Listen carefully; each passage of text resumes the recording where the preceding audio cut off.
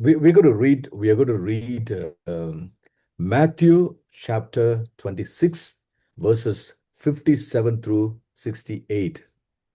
இன்னைக்கு நம்ம வாசிக்க போற வேத பகுதி மத்தேயு 26 57 68 வரை.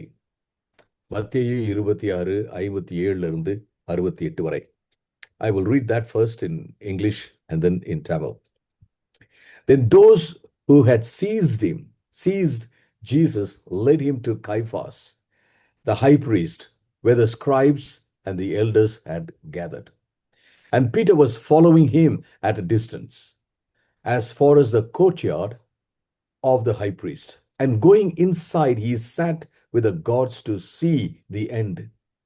Now the chief priests and the whole council were seeking false testimony against Jesus that they might put him to death. But they found none, though many false witnesses came forward. At last two came forward and said, "This man said, I'm able to destroy the temple of God and to rebuild it in 3 days." And the high priest stood up and said, Have you no answer to make? Why is it that these men testify against you? But Jesus remained silent. And the high priest said to him, I adjure you by the living God, tell us if you are the Christ, the Son of God. Jesus said to him, You have said so, but I tell you, from now on you will see the Son of Man seated at the right hand of power and coming on the clouds of heaven. Then the high priest tore his robes and said, He has uttered blasphemy. What further witnesses do we need? You have now heard his blasphemy. What is your judgment? They answered. He deserves death, he said. Then they spit in his face and struck him, and some slapped him, saying, Prophesy to us, you Christ. Who is it that struck you? மத்தேயு 26 57 68 வரை. இயேசுவை பிடித்தவர்கள் அவரை பிரதான ஆசாரியனாகிய காய்பாவினிடத்திற்கு கொண்டு போனார்கள். அங்கே வேத பண்டிதர்களும் மூப்பர்களும் கூடி வந்திருந்தார்கள். பேதுரு தூரத்திலே அவருக்கு பின்னே சென்று பிரதான ஆசாரியனுடைய அரண்மனை வரைக்கும் வந்து உள்ளே நுழைந்து முடிவை பார்க்கும்படி காவலாளிகளோடு உட்கார்ந்தார். பிரதான ஆசாரியர்களும் மூப்பர்களும் சங்கத்தினர்கள் அனைவரும் இயேசுவை கொலை செய்யும்படி அவருக்கு விரோதமாக பொய் சாட்சி தேடினார்கள். ஒருவரும் கிடைக்கவில்லை. அநேகர் வந்து பொய் சாட்சி சொல்லியும் அவர்கள் சாட்சி ஏற்புடையதா இல்லை. கடைசியிலே 2 பொய் சாட்சிகள் வந்து, தேவனுடைய ஆலயத்தை இடித்து போடவும் 3 நாட்களுக்குள்ளே அதை கட்டவும் என்னாலே ஆகும் என்று இவன் சொன்னான் என்றார்கள். அப்பொழுது பிரதான ஆசாரியன் எழுந்திருந்து அவரை பார்த்து, இவர்கள் உனக்கு விரோதமாக சாட்சி சொல்கிறதை குறித்து நீ ஒன்றும் சொல்லுகிறதில்லையா என்றான். இயேசுவோ பேசாமல் இருந்தார். அப்பொழுது பிரதான ஆசாரியன் அவரை பார்த்து, நீ தேவனுடைய குமாரனாகிய கிறிஸ்துதானா? அதை எங்களுக்கு சொல்லும்படி ஜீவனுள்ள தேவன் பேரில் உன்னை ஆணையிட்டு கேட்கிறேன் என்றான். அதற்கு இயேசு, நீ சொன்னபடிதான். அன்றியும் மனிதகுமாரன் சர்வ வல்லவருடைய வலது பக்கத்தில் வீற்றிருப்பதை, வானத்தின் மேகங்கள் மேல் வருவதையும் இது முதல் காண்பீர்கள் என்று உங்களுக்கு சொல்கிறேன் என்றார். அப்பொழுது பிரதான ஆசாரியன் தன் ஆடைகளை கிழித்து கொண்டு, இவன் தேவனை நிந்தித்தான், இனி சாட்சிகள் நமக்கு வேண்டியதென்ன? இதோ இவன் நிந்தித்ததை இப்பொழுது கேட்டீர்களே, உங்களுக்கு எப்படி தோன்றுகிறது என்று கேட்டான். அதற்கு அவர்கள், மரணத்திற்கு பாத்திரனாக இருக்கிறான் என்றார்கள். அப்பொழுது அவருடைய முகத்தில் துப்பி அவரை குட்டினார்கள். சிலர் அவரை கன்னத்தில் அறைந்து, கிறிஸ்துவே, உம்மை அடித்தவன் யார்? அதை ஞான தரிசனத்தினால் எங்களுக்கு சொல்லும் என்றார்கள். Right. Today, the topic is this: Caiaphas and the Sanhedrin, expediency over truth.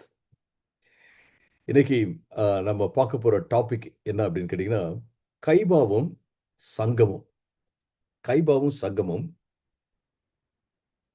சத்தியத்தை காட்டிலும் சாதகம் தான் முக்கியம். சத்தியத்தை காட்டிலும் சாதகம் தான் முக்கியம். See, many times people try to preserve the position and power and harden the hearts against God. பல வேளைகள்ல மக்கள் பார்த்தீங்க அப்படின்னா, அவங்களுடைய அவங்களுடைய பவர், அவங்களுடைய பொசிஷன், அவங்களுடைய பதவி, அவங்களுடைய சக்தி, வல்லமை, அதை வந்து காத்துக் கொள்வதற்காக, தங்களுக்கு சாதகமாக்கிக் கொள்வதற்காக அவர்கள் என்ன செய்வாங்க அப்படின்னா, சத்தியத்தை மதிக்க மாட்டாங்க. ஆண்டவருக்கு எதிராக தங்களுடைய இதயத்தை அவர்கள் கடினப்படுத்திக் கொள்வார்கள் அப்படிங்கிறத நம்ம பார்க்க போறோம். Today, I'm starting with this prayer. This is my prayer. இன்னைக்கு வந்து காலையில இந்த ஜெபத்தோட நான் ஆரம்பிக்கிறேன். ஜெபம் என்னன்னா, Lord keep me from choosing convenience over truth. ஆண்டவரே, நான் வந்து சத்தியத்தை தான் தேர்ந்தெடுக்கணும். நான் வசதியா இருக்கிறத நான் தேர்ந்தெடுக்க கூடாது அப்படிங்கிறது தான் என்னுடைய prayer. I think it's also your prayer. இங்க இருக்கிற ஒவ்வொருத்தங்களுடைய ஜெபமும் அதான். And we need to pray, God, give me courage to stand for what is right, even when it costs me my reputation, comfort or position. என்னுடைய பதவி, என்னுடைய வசதி, என்னுடைய பெயர், இது எல்லாத்துக்கும் பங்கம் வந்தாலும், எல்லாத்துக்கும் சாதகமா போகாவிட்டாலும், நான் எது சரியோ, உங்க பார்வையில எது சரியோ அதற்காக நிற்பதற்கு எனக்கு தைரியத்தை தாங்க அப்படிங்கிற பிரேயர் தான். And we also need to pray, soften my heart so that I never resist your truth to protect myself. நம்ம இன்னொரு ஜெபத்தையும் நம்ம இதுல வைக்கணும். என்ன அப்படின்னு கேட்டீங்கன்னா, ஆண்டவரே, என்னுடைய இதயத்தை இவ்வளவு மிருதாக்குங்க.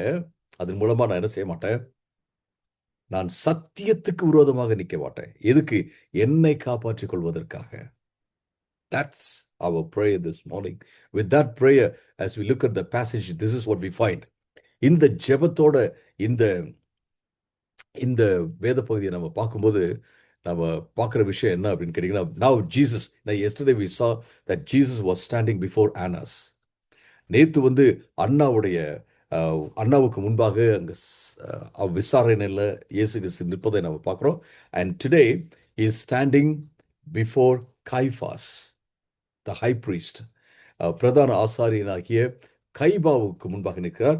And Jesus is in the Sanhedrin, meaning ஒரு மத சங்கம், யூத மத சங்கத்தில் வந்து அவர் நிற்கிறார் அப்படிங்கிறத நம்ம பார்க்குறோம். And the people were the people who were heading the council and putting Jesus through a trial were all educated religious leaders of the nation. இயேசு கிறிஸ்துவ விசாரிக்கிறவங்க, அந்த சங்கத்தில் இருக்கிறவங்க எல்லோருமே பார்த்தீங்க அப்படின்னா கல்வி பெற்றவர்கள். அது மட்டுமல்ல, நல்லா படித்து இப்போ புரிஞ்சிட்டவங்க, வேத புஸ்தகத்தை படித்தவங்க. அது மட்டுமல்ல, அவர்கள் மத தலைவர்களாக இருந்தார்கள் அப்படிங்கிறத நம்ம பார்க்குறோம். And we also see that there were scribes and the elders, மூப்பர்களும் வேத பாரகர்களும் வேத புஸ்தகத்தை போதிப்பவர்களும் அங்கு இருந்தார்கள் அப்படிங்கிறத நம்ம பார்க்கலாம்.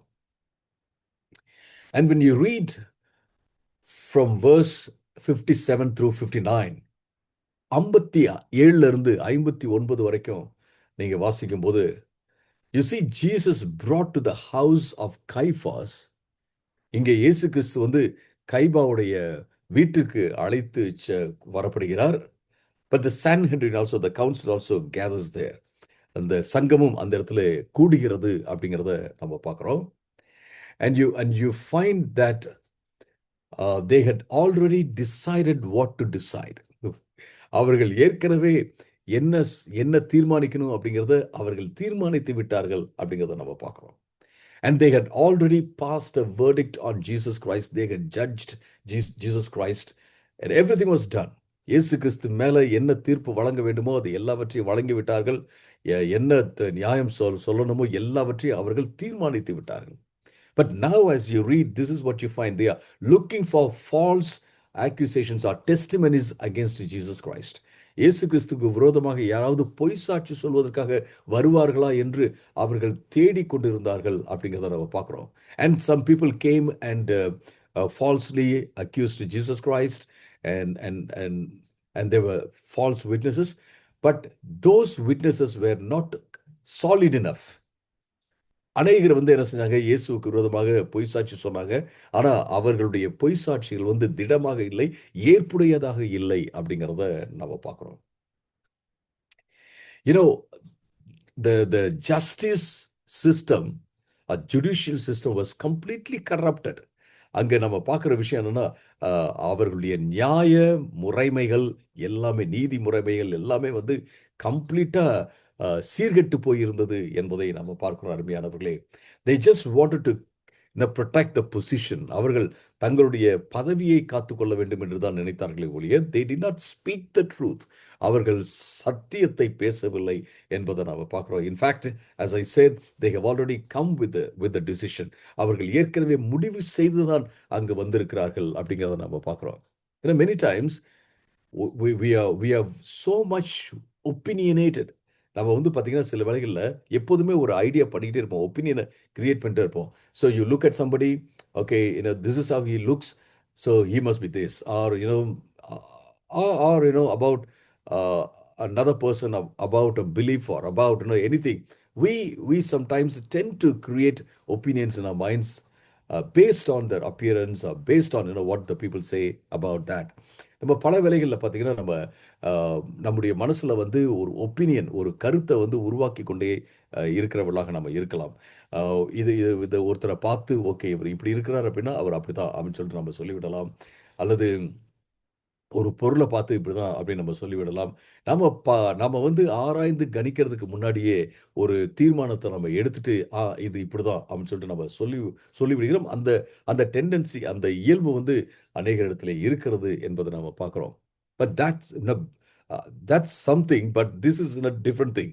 அது வந்து ஒரு காரியம் தான். ஆனா இது வந்து இங்க பார்க்கிறது பார்த்தீங்கன்னா வேற ஒரு காரியமாக இருக்கிறது. Sometimes people decide in ignorance.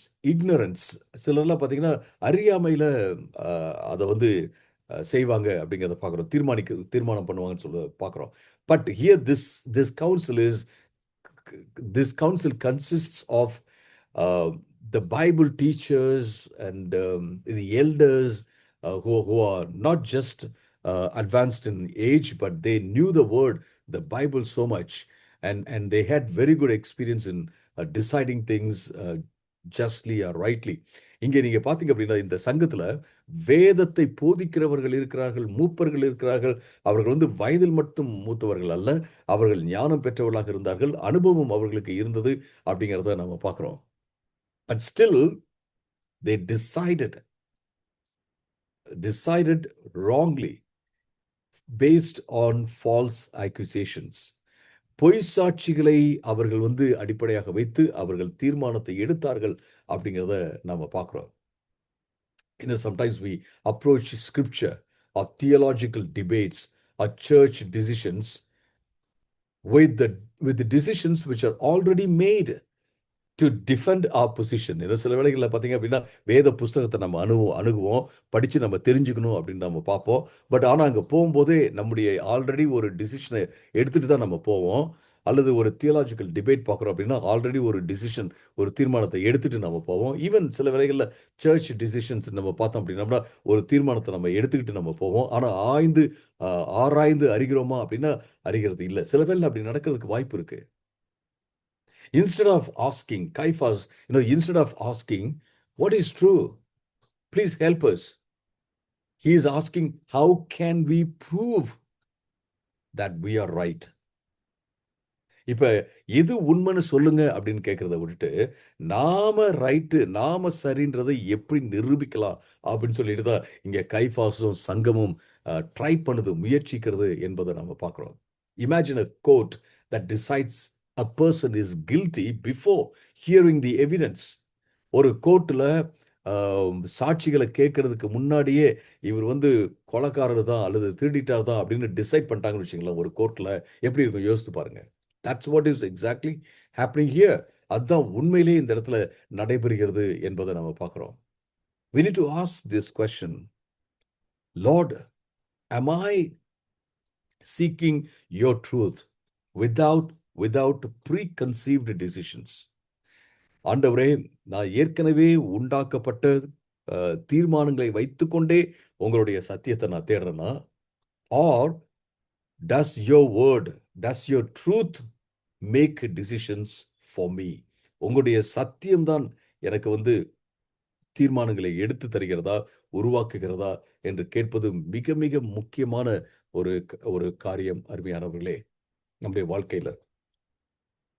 And when you read further from 60 to 61, verses 60 to 61, many false witnesses come forward. நிறைய பொய் சாட்சிகள் வராங்க. But as I told you, their testimonies contradicted each other. அவர்களுடைய சாட்சிகள் பார்த்தீங்கன்னா ஒன்னோடு ஒன்று முரண்பட்டது அப்படிங்கிறத நம்ம பார்க்குறோம்.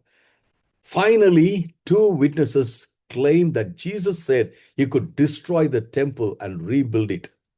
ரெண்டு பேர் கடைசியா வந்து சொல்றாங்க, இவர் வந்து ஆலயத்தை வந்து இடிச்சிருங்க, நான் வந்து 3 நாள்ல கட்டுறேன் அப்படின்னு அவர் சொன்னாரு அப்படின்னு சொல்லிட்டு அவர்கள் சொன்னாங்க, பொய் சாட்சி சொன்னாங்க.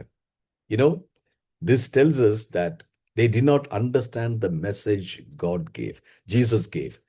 இது எதை காட்டுது அப்படின்னா, இயேசு கிறிஸ்து என்னத்தை பத்தி அவர் சொன்னார், உண்மையிலே என்னத்தை பத்தி சொன்னார் அப்படிங்கிறத அவர்கள் புரிந்து கொள்ளாமல் போய்விட்டார்கள் அப்படிங்கிறத நம்ம பார்க்கிறோம். Jesus was talking about or speaking of his body, the temple of Christ. I mean the temple. He was referring to his body as the temple and said, you destroy me, destroy the temple, destroy my body, destroy me, kill me, and I will come back to life in 3 days. And that's what he said. But they distorted the truth to achieve their objective. இயேசு கிறிஸ்து என்ன சொன்னார் அப்படிங்கிறத சரியா புரிஞ்சுக்காம அவர்களை இப்படி பொய் சாட்சி சொல்வதை நம்ம பார்க்கிறோம். இயேசு கிறிஸ்து என்ன சொன்னாரு? இயேசு கிறிஸ்து வந்து இந்த ஆலயத்தை அப்படின்னு சொல்லும்போது அவர் தன்னுடைய சரீரத்தை சுட்டி காண்பித்து அவர் சொன்னார் அப்படிங்கிறத நம்ம பார்க்கிறோம். இயேசு கிறிஸ்து சொல்றாரு, இந்த ஆலயத்தை நீங்க இடிச்சு போடுங்க, 3 நாள்ல நான் இதை கட்டுறேன் அப்படின்னு அவர் சொன்னார். அது என்ன சொன்னார் அப்படின்னா, என்ன நீங்க கொல்லுங்க, என்ன அழியுங்க, நான் என்ன செய்வேன், 3ஆம் நாளிலே திரும்பவும் உயிரோட எழும்புவேன் என்பதுதான் இயேசு அவர் சொன்னார். ஆனா அவர் சொன்ன விஷயத்தை அப்படியே குலைத்து அதை வந்து மாத்தி அவங்க வந்து அவங்களுடைய நோக்கத்தை நிறைவேற்றுவதற்காக இந்த இடத்துல பொய் சாட்சி சொல்கிறார்கள் என்பதை நம்ம பார்க்கிறோம் அருமையானவர்களே.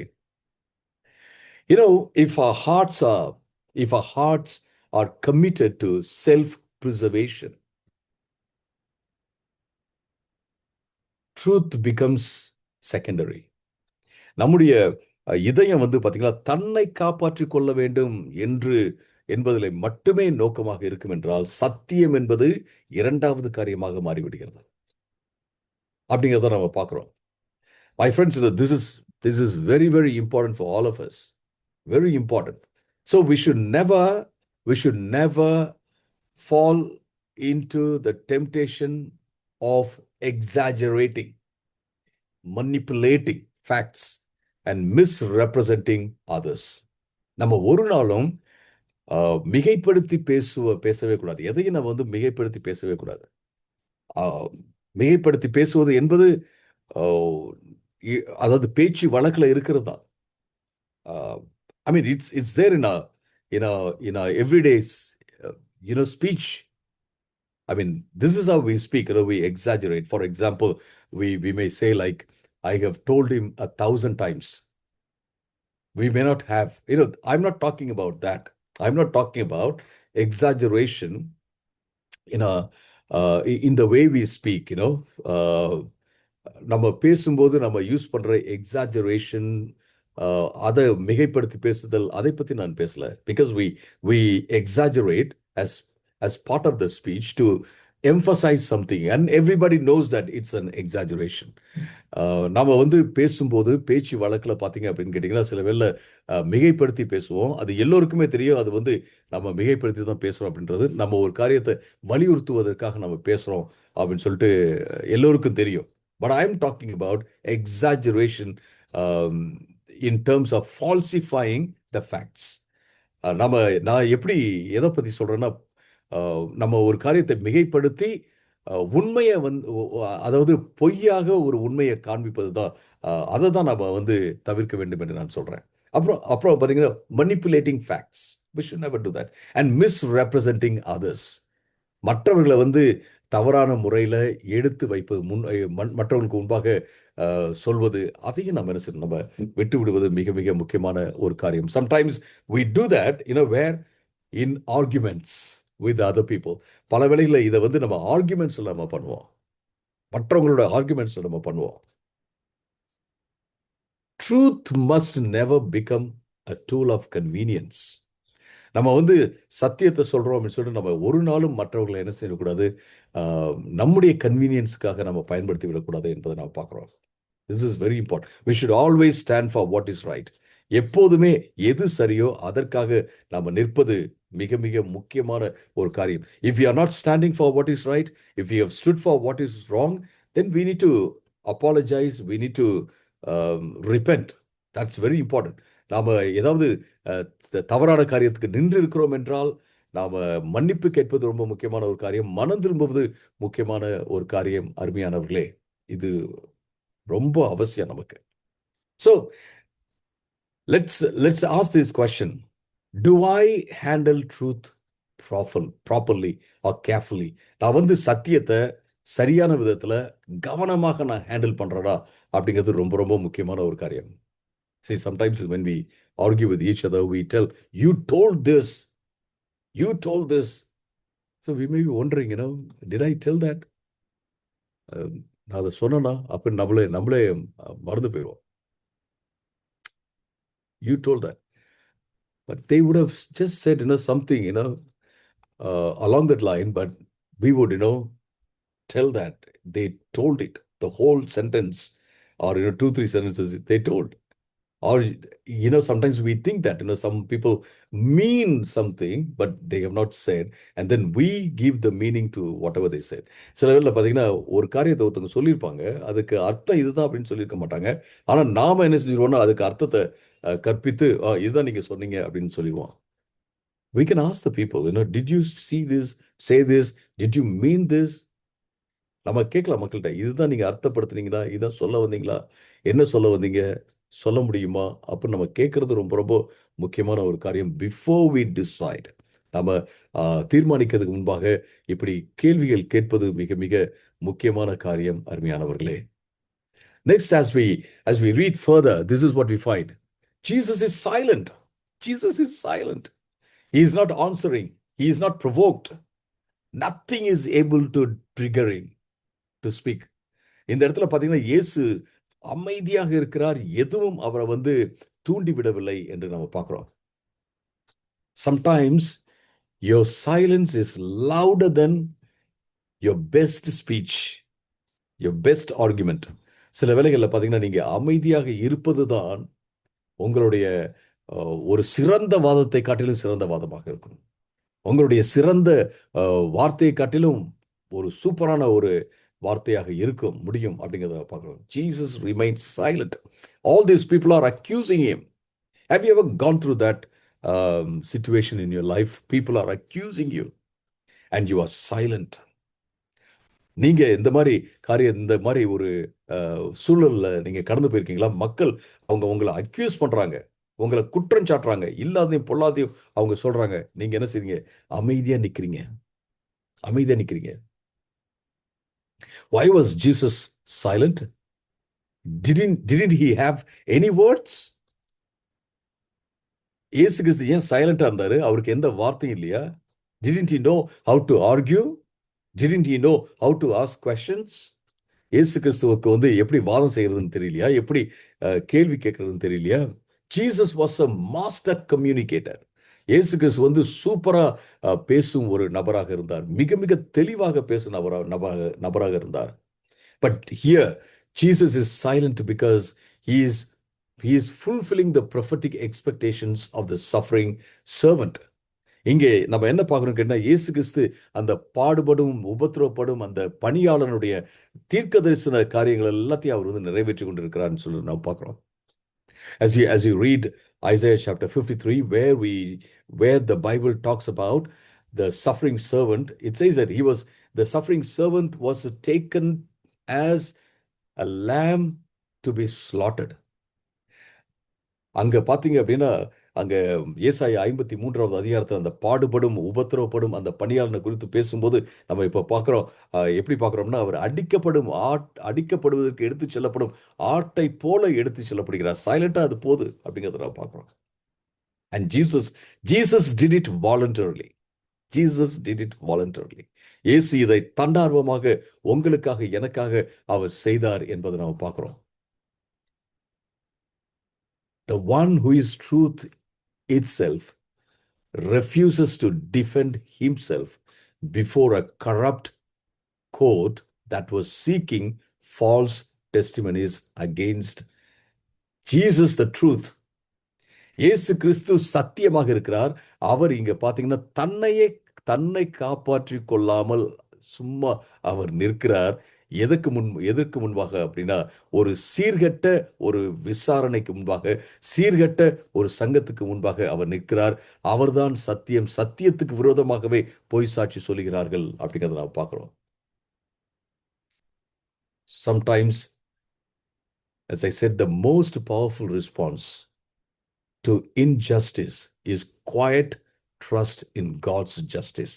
சில வேளை உங்களுக்கு நியாயம் கிடைக்கல அப்படின்னும் போது நீங்க ஆண்டவருடைய நியாயத்தை, நீதியை நம்பி அமைதியா இருக்கிறதா நீங்க கொடுக்கிற பதிலாக இருக்கும். அருமையானவர்களே, believers do not always need to defend themselves against every accusation. விசுவாசிங்க, ஆண்டவரை நம்புறவங்க எப்ப பார்த்தாலும் தங்களுக்காகவே நம்ம ஆர்கியூ பண்ணிக்கிட்டே இருக்கணும்னு அவசியமே இல்லை. முக்கியமாக நமக்கு விரோதமாக பொய் சாட்சிகளை சொல்லும்போது நமக்காக ஆர்கியூ பண்ணிக்கிட்டே இருக்கணும்னு அவசியமே இல்லை.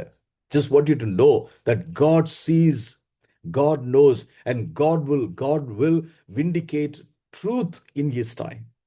நிச்சயமாக நான் உங்களுக்கு இந்த காலைவேளை சொல்றேன், ஆண்டவர் உங்களை பார்த்து கொண்டிருக்கிறார். ஆண்டவர் உங்களை அறிந்தவராக இருக்கிறார். எல்லாம், அதாவது என்ன உங்க வாழ்க்கையில் போகுது அப்படிங்கிறத தெரிந்தவராக இருக்கிறார்.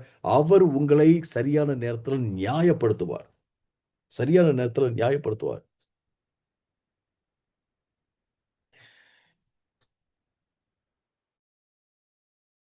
Very important. And Jesus is not panicky. Jesus is not shattered before the people. இந்த இடத்துல இயேசு கிறிஸ்து பயந்து அப்படியே நடுங்கல, அவர் வந்து உடைந்தும் போகவில்லை. He is staying with composure. அவர் பார்த்தீங்கன்னா ஸ்டெடியா தான் அவர் இருக்கிறாரு. See, the people who have truth do not need to fear anything. யாருக்கிட்ட சத்தியம் இருக்கிறதோ அவர்கள் எதற்கும் பயப்பட தேவை இல்லை அப்படின்றத நம்ம பார்க்கிறோம். அருமையானவர்களே, so have people misunderstood you, falsely accused you? Sometimes the best response you can give to them is your silence. சில வேளைகளில் மக்கள் உங்களை தவறாக புரிந்து கொள்ளும் போது, அவர்கள் வந்து பொய்யாக உங்களை அக்யூஸ் பண்ணும்போது, அவர்கள் தவறாக உங்களை குறித்து முடிவு செய்யும் போது பார்த்தீங்கன்னா, நீங்க நிற்கிறது அமைதியாக நிற்கிறது தான். Just want to tell you this, my friends, as God's people, we are not immune to any kind of arguments or misunderstanding. நாம வந்து தேவனுடைய பிள்ளைகளாக இருக்கிறதுனால யாரையுமே மிஸ் அண்டர்ஸ்டாண்ட் பண்ண மாட்டோம். நம்ம அதெல்லாம் தாண்டினவங்க, கடந்து போனவங்க அப்படின்லாம் சொல்லவே முடியாது. Because our understanding is limited. நம்முடைய புரிதல் வந்து ரொம்ப ரொம்ப குறைவானது. Sometimes we may misunderstand. We may not understand sometimes. Leave alone misunderstanding. We may not understand why somebody does what that person does. ஏன் ஒருத்தர் வந்து என்ன பண்றாரோ அதை பண்றாரு அப்படின்றத நம்ம புரிஞ்சுக்காம இருக்கலாம். But we can ask questions. We can share our concerns in a very clear way. நம்ம வந்து தெளிவாக அவங்ககிட்ட நம்ம எண்ணத்தை குறித்து நம்ம அக்கறையா இருக்கிறோம், நம்ம ஏன் இந்த கேள்வி கேட்கிறோம் அப்படிங்கிறத நம்ம தெளிவாக சொல்லலாம். But if you have already formed decision about what they are doing, if you are accusing them, and we can't do anything. நீங்க அவர்களுக்கு விரோதமாக நீங்க ஒரு டிசிஷனை பண்ணிட்டீங்க, இப்படிதான் அவங்க பண்றாங்க அப்படிங்கிறது, இதனால தான் அவங்க பண்றாங்க அப்படிங்கிற ஒரு தீர்மானத்தை நீங்க எடுத்துட்டீங்க அப்படின்னா, அதை குறித்து நீங்க ஃபால்ஸா நீங்க அக்யூஸ் பண்றீங்க அப்படின்னா, அதுக்கப்புறம் ஒண்ணுமே பண்ண முடியாது. This is very important. Communication, maybe it can go into, 2, 3, 4 levels. No problem, no problem. Until we are satisfied, until we arrive at some kind of understanding, we have to communicate.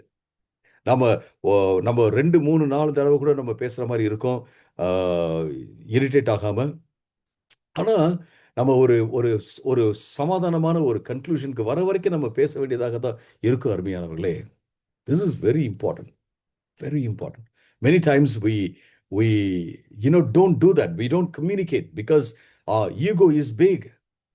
நம்ம சில வேளை அப்படி நம்ம communicate பண்றது இல்லை. ஏன் அப்படின்னு கேட்டீங்கன்னா, நம்முடைய சுயம் இருக்குல்ல, ஈகோ இருக்குல்ல, அது வந்து பெரிதாக இருக்கிறதுன்றதை நம்ம பார்க்கிறோம்.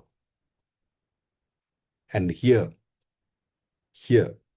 the Caiaphas did everything, and the council accused Jesus because they simply wanted to protect their position and power.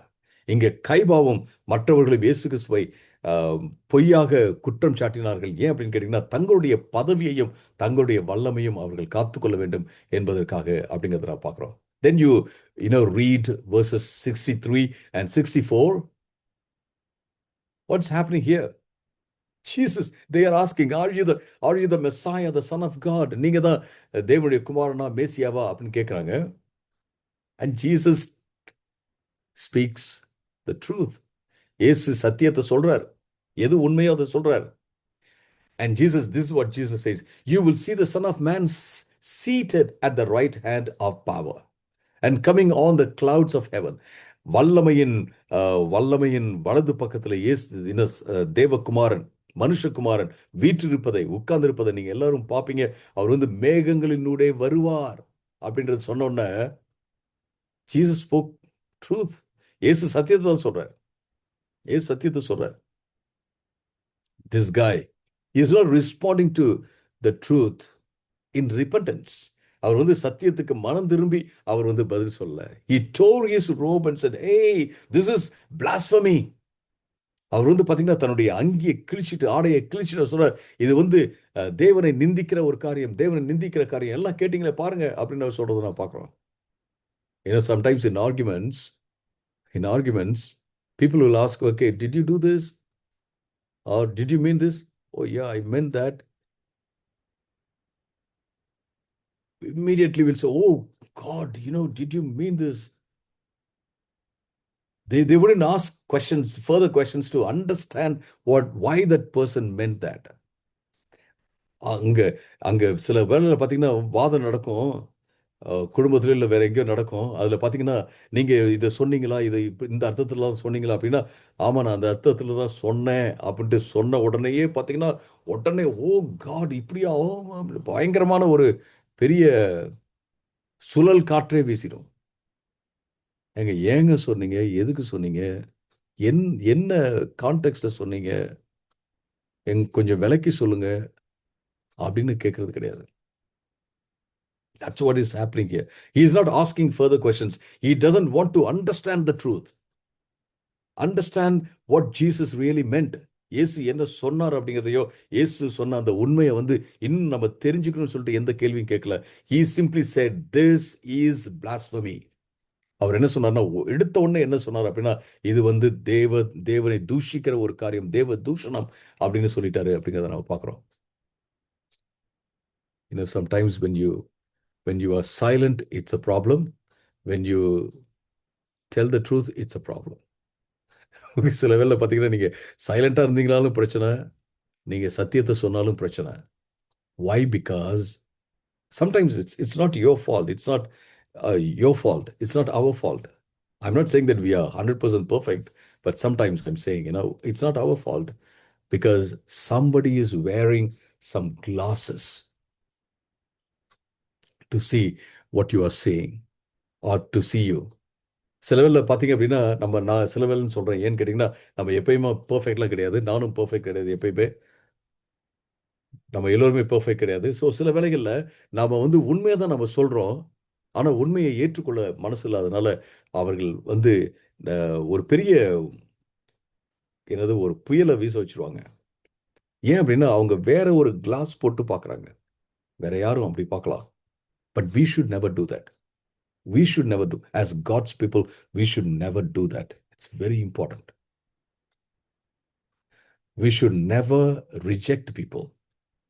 We should never misunderstand people.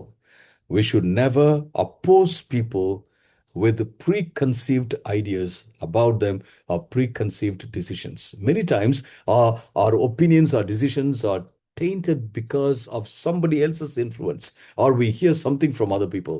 நம்ம பல வேளைகளில் பார்த்தீங்க அப்படின்னா, நம்ம வந்து மற்றவங்களை ரிஜெக்ட் பண்ணுறோம், மிஸ் அண்டர்ஸ்டாண்ட் பண்ணிடுறோம், அல்லது அவங்களுக்கு எதிராக நிற்கிறோம். ஏன் அப்படின்னா, நம்ம வந்து தவறான புரிதலை வைத்திருப்பதனால, அந்த தவறான புரிதல் சில வேளைகளில் மற்றவங்க யார் மற்றவங்க சொல்கிறாங்களோ அதை வைத்து நம்ம தீர்மானம் பண்ணுறோம்.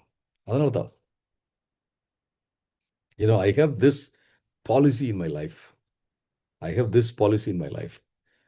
Ask some questions to understand people, but do not depend only upon what others tell about some people. நீங்கள் வந்து கேள்வி கேட்டு சரியாக புரிஞ்சுக்கணுன்னா புரிஞ்சுக்கங்க ஒருத்தவங்கள.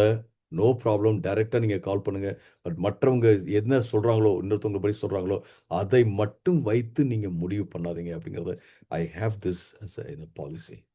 I think we all have that. Sometimes we fall into the temptation. நம்ம சில வேளையில சோதனையில் நம்ம விழுந்து விடுகிறோம் அப்படிங்கிறத நம்ம பார்க்குறோம். And then what happens here in the text 65 to 68, I'm completing in a minute or two. இன்னும் ஒரு நிமிஷம் 2 நிமிஷத்தை நான் முடிக்கிறேன். அடுத்து என்ன நடக்குது? 65லேருந்து 68 வரைக்கும் நீங்கள் வாசிக்கும் போது people mock Jesus. People mock Jesus. They were spitting, and somebody slapped Jesus and said, "Hey, you tell us who slapped you." அவங்க வந்து இயேசு மேல துப்பி கொண்டிருந்தார்கள். அது மட்டுமல்ல, ஒருத்தர் பார்த்தீங்கன்னா இயேசு கிறிஸ்துவை அறைந்து ஏளனப்படுத்தி, யார் உங்களை அரைஞ்சா சொல்லுங்க பார்க்கலாம் அப்படின்னு கேட்கறத நம்ம பார்க்கிறோம். Oh my goodness. Jesus went through this humiliation for you and me.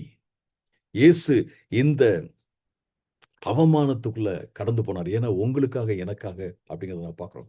Jesus could have given room to his pride and destroyed all the people. இயேசு கிறிஸ்து தன்னுடைய பெருமைக்கு இடத்தை கொடுத்து இது போதும் அப்படின்னு சொல்லிட்டு எல்லோரையும் அழித்திருக்க முடியும். But he said, I am focused on the purpose for which I came. நான் எந்த காரியத்துக்காக இந்த உலகத்துக்கு வந்தனோ அது மேலே என்னுடைய கண்களை வைத்திருக்கேன்னு சொல்லிட்டு அவர் அப்படியே போய்கொண்டே இருப்பதை நம்ம பார்க்கிறோம். அருமையானவர்களே,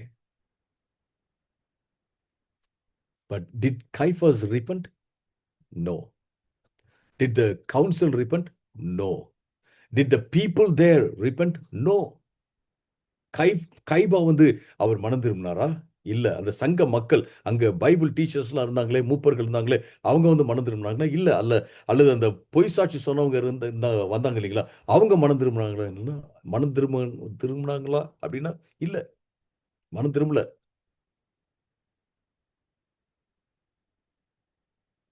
ஏன்னா they just wanted to protect their position. தங்களுடைய இடத்தை, தங்களுடைய பதவியை, தங்களுடைய வல்லமையை அவர்கள் எப்படியாவது காப்பாற்றிக் கொள்ள வேண்டும் என்று நினைத்தார்கள். அருமையானவர்களே, and they did not give importance to the truth. சத்தியத்துக்கு இடம் கொடுக்கல. இன்னைக்கு நம்முடைய prayer, as I prayed in the beginning, our prayer is, God, give me clarity about the truth. Remove every kind of blindness. Teach me to love truth more than my reputation, more than anything else, Lord. ஆண்டவரே, எனக்கு எல்லாத்தையும் தெளிவாக பார்க்கறதுக்கு நீங்கள் உதவி செய்யுங்க. குருட்டுத்தன்மையெல்லாம் நீங்கள் எடுத்து போடுங்க. ஆண்டவரே, சத்தியத்தை நான் வந்து விரும்பணும். என்னுடைய பெயரை காட்டிலும், புகழை காட்டிலும், எனக்கு இருக்கிற எல்லாத்தை காட்டிலும் ஆண்டவரே, சத்தியம், நீங்கள் கொடுக்குற அந்த சத்தியத்தை நான் விரும்பணும். ஆண்டவரே,